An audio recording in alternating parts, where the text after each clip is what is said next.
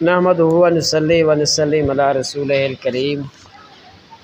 اما بعد، فاعوذ باللہ من الشیطان الرجیم، بسم اللہ الرحمن الرحیم۔ معزز سامعین کرام، جیسا کہ ہم جانتے ہیں کہ ہمارا قرآن مجید کے حوالے سے سلسلہ چل رہا ہے، تو اسی حوالے سے آج کا ہمارا موضوع ہے قرآن مجید کو سمجھ کر پڑھنے کی جو اہمیت ہے وہ قرآن و حدیث کی روشنی میں۔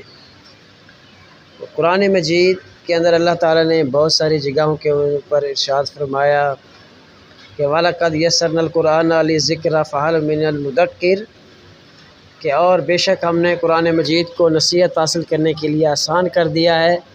تو کوئی ہے نصیحت حاصل کرنے والا؟ تو یہاں پر ذکر کا لفظ یاد کرنے اور عبرت حاصل کرنے کے معنی میں آتا ہے۔ اس جگہ دونوں معنی مراد لیے جا سکتے ہیں کہ اللہ تعالیٰ نے اس قرآن کے الفاظ کو ایسا سہل یعنی آسان بنا دیا کہ 5-6 سال کا بچہ بھی اسے مکمل حفظ کر لیتا ہے، اور عبرت اور نصیحت کے اعتبار سے بھی ایسا سہل اور عام فہم بنا دیا ہے کہ ہر ایک عام اور جاہل، عالم اور فاضل اس میں بیان کردہ واقعات اور امثال سے عبرت حاصل کر سکتا ہے۔ اور قرآن کا ایک بنیادی مقصد یہ بھی ہے کہ قرآن سے مسائل کا استنباط تو وہ دین کا گہرا علم رکھنے والے ہی اہل علم ہی کر سکتے ہیں۔ اس قرآن مجید کے سہل ہونے کے حوالے سے مختلف علماء کرام نے اس حوالے سے اپنی مختلف آراء دی ہیں۔ علامہ انور شاہ کشمیری قرآن مجید کے سہل ہونے کے بارے میں فرماتے ہیں کہ قرآن کے سہل ہونے کا یہ مطلب نہیں ہے کہ قرآنی معارف اور گہرائیوں تک ہر ایک کی رسائی ممکن ہے، بلکہ حق تعالیٰ کی مرضی کے مطابق زندگی گزارنے کا جو طریقہ قرآن میں پیش کیا گیا ہے،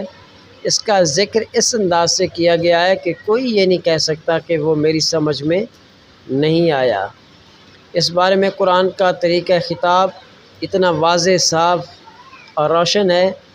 کہ کوئی سمجھنا ہی نہ چاہے تو دوسری بات یہ ہے، ورنہ قرآن اپنی حجت پوری کر چکا ہے۔ اسی طرح ڈاکٹر محمود احمد غازی قرآن کی تدریس کے لیے مدرسے کے 10 سالہ نصاب کے ضروری ہونے کے بارے میں کچھ علماء کی رائے کے بارے میں اپنا نقطہ نظر بیان فرماتے ہیں۔ وہ فرماتے ہیں کہ میں اس خیال سے اتفاق نہیں کرتا کہ یہ سمجھتا ہوں کہ قرآن مجید کو نہ کسی بنیاد کی ضرورت ہے نہ بیساکھیوں کی۔ قرآن مجید بنیاد بھی فراہم کرتا ہے، دیواریں بھی فراہم کرتا ہے،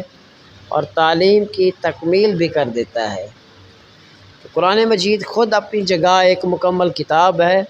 وہ کسی کا محتاج نہیں ہے، باقی علوم قرآن مجید کے محتاج ہیں۔ اس لیے مجھے اس دلیل سے اتفاق نہیں ہے۔ ممکن ہے بعض لوگ آپ سے اس کے نقطہ نظر سے اتفاق نہ کرتے ہوں یا اس حوالے سے اپنی مختلف آراء رکھتے ہوں۔ تو قرآن مجید کی جیسا کہ ہم نے سورہ بقرہ کی آیت میں پڑھا کہ قرآن کریم کو اللہ تعالیٰ نے سمجھنے اور پڑھنے کے لیے انتہائی آسان بنا دیا ہے، یعنی اس میں ایسی کوئی پیچیدگی یا کوئی ایسی بات نہیں ہے جو کہ عام آدمی کے علم و فراست میں، فہم و فراست میں نہ آئے۔ تو اس لیے ہمیں بھی چاہیے کہ ہم قرآن مجید کو روزانہ کی بنیاد پر پڑھیں اور اس سے عبرت اور نصیحت حاصل کریں، اور قرآن کے مطابق اپنی زندگیوں کو ڈھالنے کی حال ممکن کوشش کریں۔ تو اللہ سے دعا ہے جو کچھ سنایا اللہ پاک ہمیں اس پر عمل کرنے کی توفیق عطا فرمائے۔